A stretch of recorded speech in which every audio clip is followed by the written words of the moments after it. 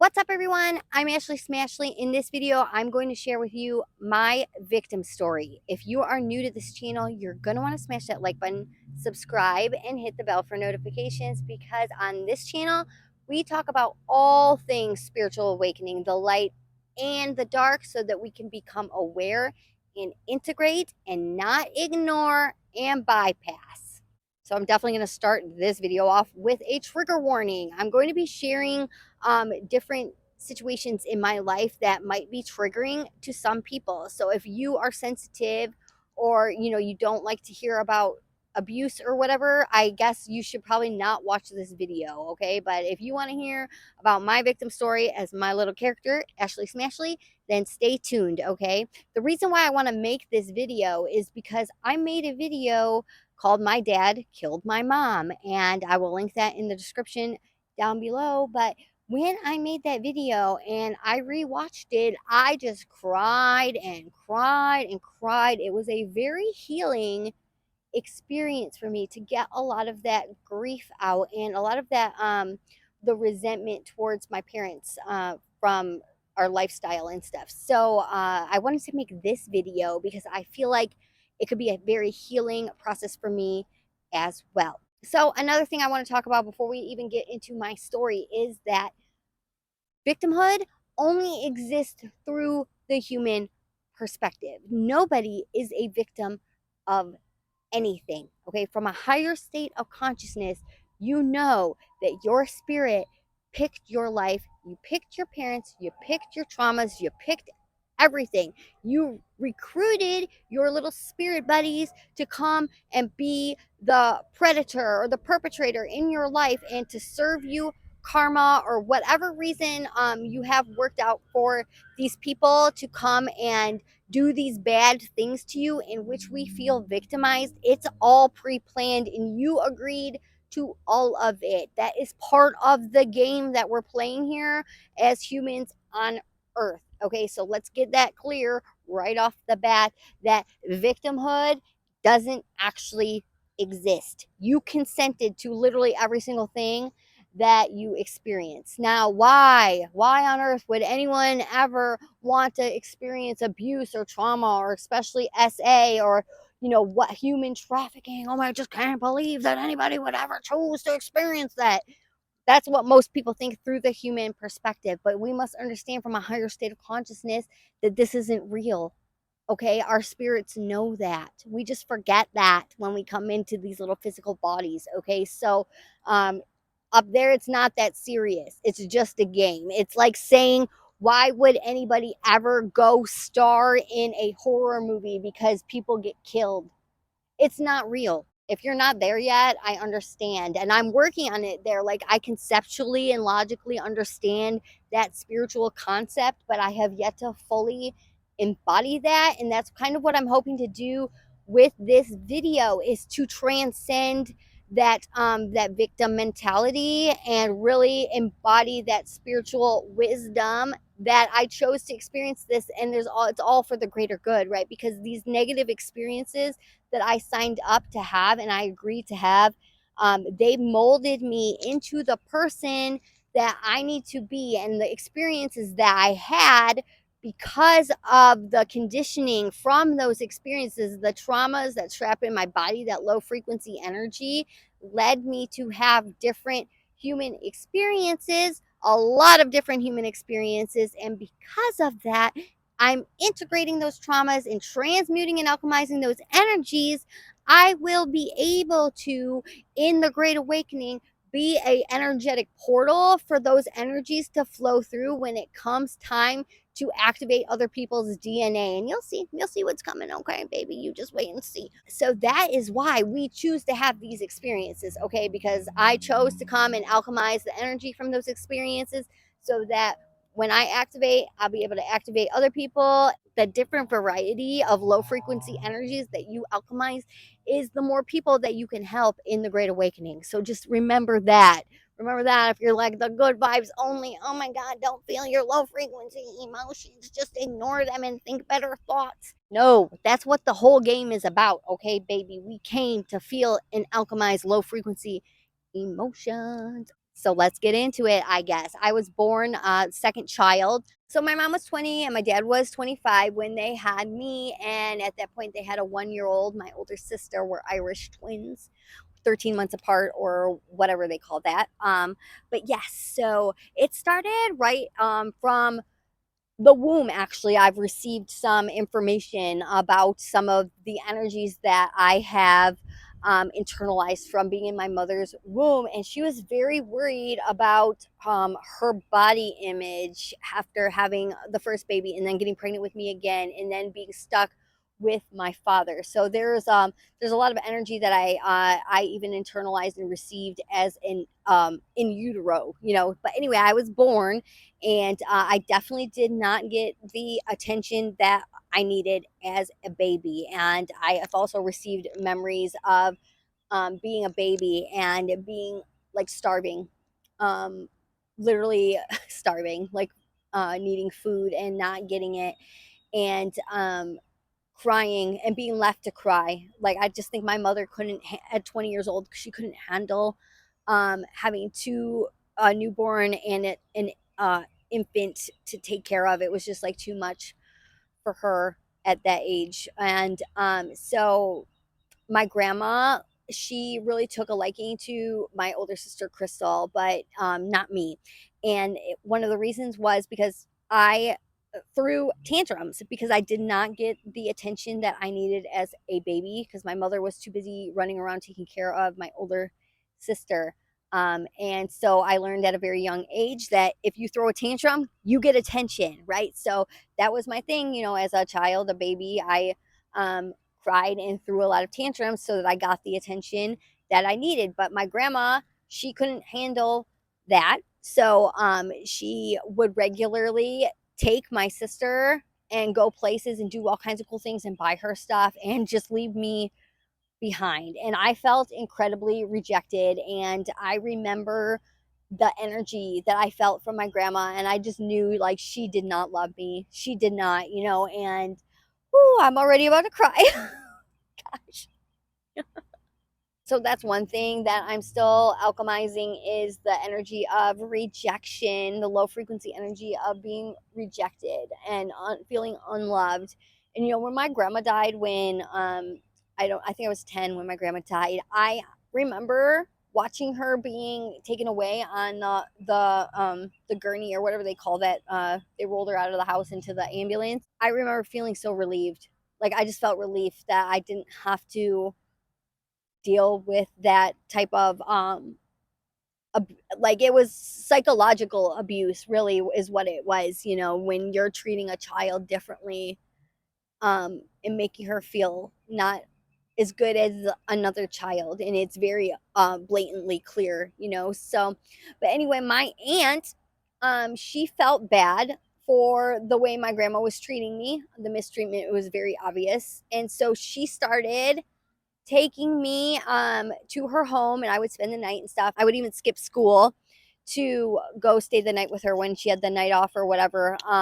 And that was like low key. It seemed like so cool because we would go and she would buy me whatever I wanted. We would go out to eat. We'd get all kinds of food. We'd rent movies. We'd go back to her place, and that's where I learned to binge eat. My aunt was morbidly obese, and we would just sit there and binge eat and watch movies. But every time she would call and I get on the phone with her, she would say, "What do you know?" And I would say, "Oh, nothing." And she would say, "You dumb bunny."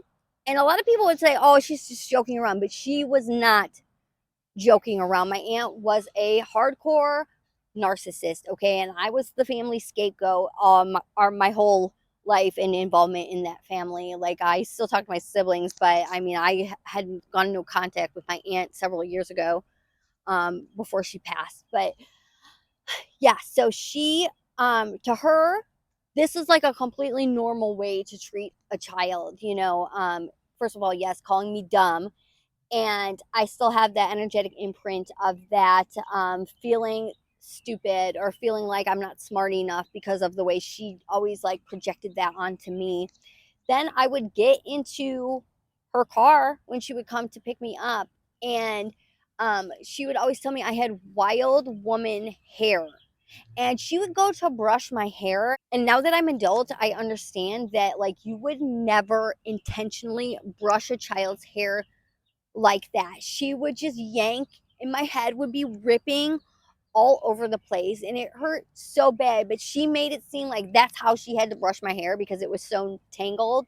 But obviously, that is like no one would ever really do that to a child unless they were actually wanting to physically hurt them. And then also, she would tell me, "Oh, PU, you stink." Because my parents smoked in our home. So she just like, I was just like her emotional punching bag. Like she did everything above and beyond to make me feel like a complete piece of worthless garbage. And as a child, I just saw like, oh, she's buying me stuff, she must love me, I guess. But like I didn't understand like why is she so mean to me though if she's doing these nice things. It didn't make sense to me as a child, but I liked the attention. I guess I wasn't getting the attention that I needed at home, and I was getting attention even though it was this horrible negative attention, abusive, emotionally and psychologically abusive attention. But I'm trying to think of what else, like having endured, oh, she would constantly put my parents down and just talk horribly about my parents to me and all of my other siblings as well. And just ridicule them. And I just now, as an adult as well, I look at other people with children that I'm around sometimes, and I never in a million years could imagine telling a child something negative about their parents. Like, who, you're just sick in the head if you would do that to a child. Me personally, I don't know. I just can't even think of doing that. Like, why would you ever say something bad about a child's parents to a child? They're too young to understand what you're saying. They're like internalizing that as they're like you're saying something's wrong with them because you're saying something's wrong with their parents and putting down their parents. But yeah, so I went through that type of abuse with her for several years. I was going to her house, and she was just, it was awful.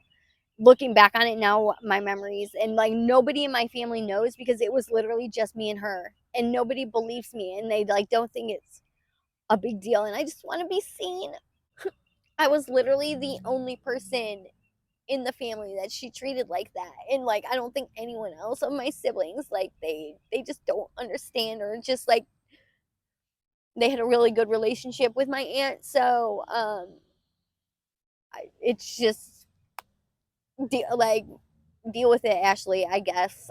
I also think that like if one of my siblings told me what that she did that to them, I wouldn't take their side, and I would stand up for them. But that's one thing in my family, like I've always been the only one to stand up to the abuse, and everyone cowers out, like goes and like just acts like I'm the problem because I'm the one that won't tolerate the abuse anymore. And that's like when in our family events and stuff, and she was like doing the dog whistle thing. If you've ever heard of what narcissists do, it's called the dog whistle, when they say something that's like low key, like triggering for you only, because they're trying to get you to explode and blow up and then you look like the crazy person. She used to do that to me all the time. I used to fall for it all the time, and then I would be the problem. I was the one that ruined the family holiday or the event or whatever because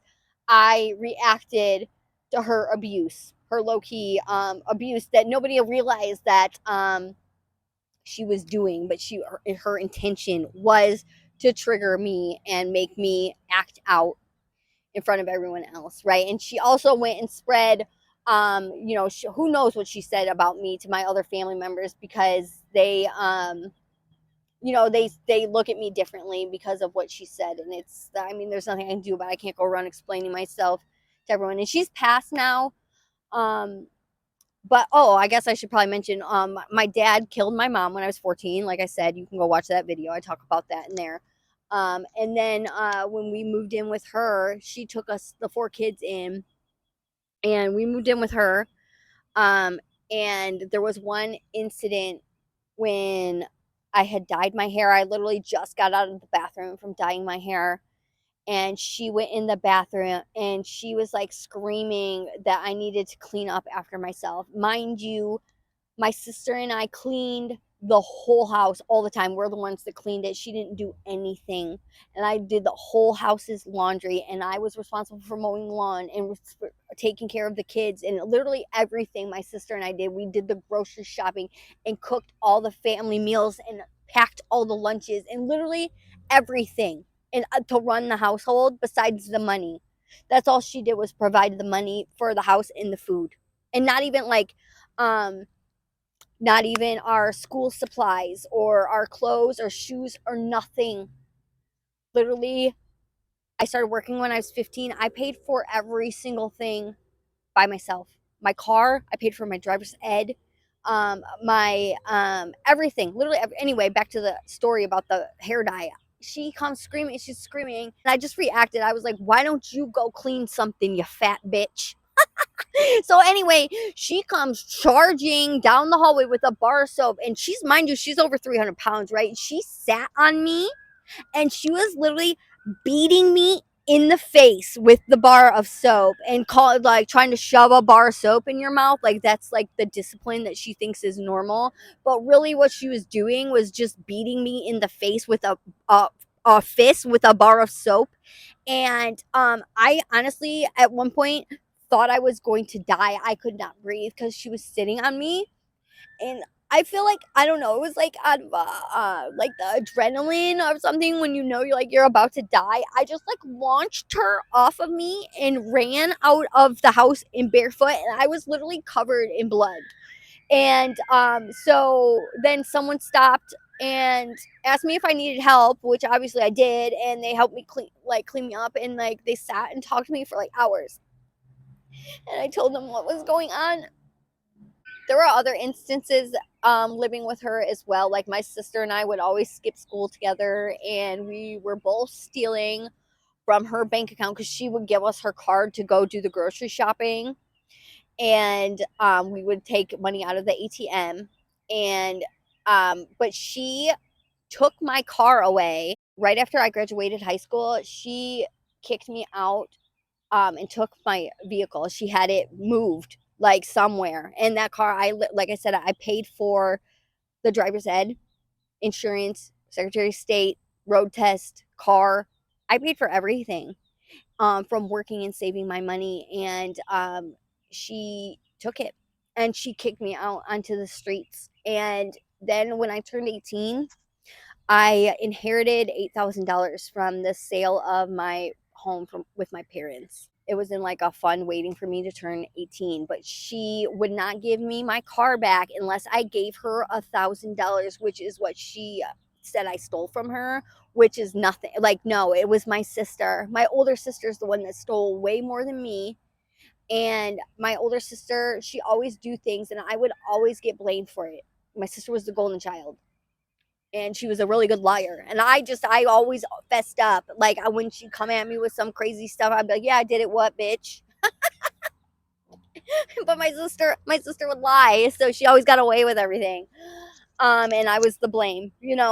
But when she caught us stealing, and she had came at me and of course accused me of stealing and not my sister, I just like got on top of her and like beat the fucking shit out of her. Literally just wailed on her, and I got arrested. I spent 2 weeks in juvie because of it, unfortunately. And then I had to go to a teen crisis shelter after I got out of juvie, and I missed a bunch of the last of school and my finals and everything. And yeah, so that was my victim story with her. And she recently passed away. She passed away last year, which we did not end on, like, we were not on speaking terms. I had tried countless times to see, like, to have a conversation with her, but it was impossible. She's impossible to communicate with because she is a full-blooded narcissist. Nothing is ever her fault. She never would own up to anything. She never, like, her way of remembering thing was not reality. It was just it disgusting. Okay? Disgusting. So, and then one time we were up north. I was like 15, I think, at that time, with my family. My aunt, obviously, my parents were past it, or, the situation with my parents had already happened at that point. And my aunt and my other aunt, when we were visiting up north, they would get together and they thought it was so cool to, like, basically verbally abuse us and torment us like bullies. And my little brother, he was only like 4 or 5, or like 5 or 6 at the time, and he said he wanted a piece of raisin bread. And my aunt said, "You won't like it. You won't like raisins." Um, and so he said, "Let me try a piece." And she said, "Okay." And then he said he didn't like it. So she was mad that he wasted a piece of the raisin bread, right? So she went and got another piece and picked all the raisins out of it and pinned him to the ground. A 5-year-old boy pinned him to the ground and started shoving raisins down his throat. And I went and pulled him out of there and pulled her off of him and pulled him out of there. And I was just holding him. This was like this big scene in my aunt that lives up north in Michigan, her house. I was like, "You're mad at him for wasting a piece of raisin bread, but you went to go get another piece to waste to shove raisins in his mouth?" And so anyway, that all went down, right. And I go and walk into the room, and my other aunt, the aunt that lived up north, she's telling my younger brother and sister, who are like baby children at this time, like they're like under the age of 8. She's saying, um, "Your sister's so crazy. She belongs in a mental institution." And I said, "At least I'm not so stuck up that I can't see the light of day because I have my own head so far up my own ass." That's what I said to my aunt. So she comes she launches herself across the room and comes and starts attacking me. And she, "Get out of my house." She's beating me. "Get out of my house." So I got out of her house, and then my uncle had to come get me. Luckily they were already on their way up north or whatever. Uh, but yeah, they're just a bunch of sick narcissists. Like that woman, the aunt that lived up north, that said that about me, she disowned her own daughter because of who she married. Like, who disowns their child over their husband? Like, they're just so fucked up, these people.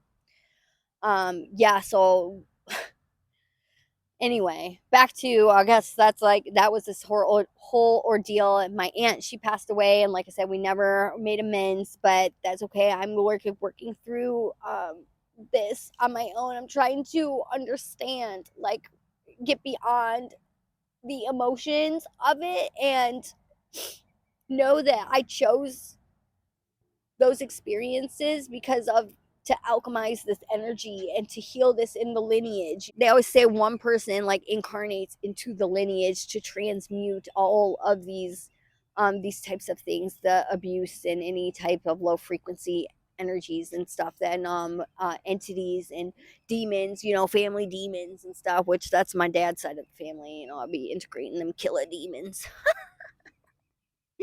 But anyway, so yeah, that was like those extended family members or whatever. But yeah, so back to like life with my parents. When I was very young, like as long early as I can remember, my parents would have porn, like hardcore porn on the TV.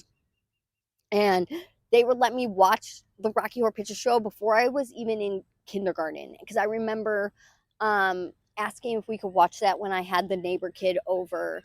I had he came over after school in kindergarten, and my mom said, "No, we can't watch that with him here." But they let me watch it on my own, the Rocky Horror Picture Show, with nudity and all kinds of weird crap going on in there. If you've never seen the Rocky Horror Picture Show, it's not a movie a fucking 3 or 4 year old child should be watching, or neither should they have hardcore porn on the TV with children around. And I mean, that was just, I remember it like it was just on, and my parents would just have sex in front of us like they didn't care, And so anyway, yeah, I became sexually active with the neighbor girl before kindergarten.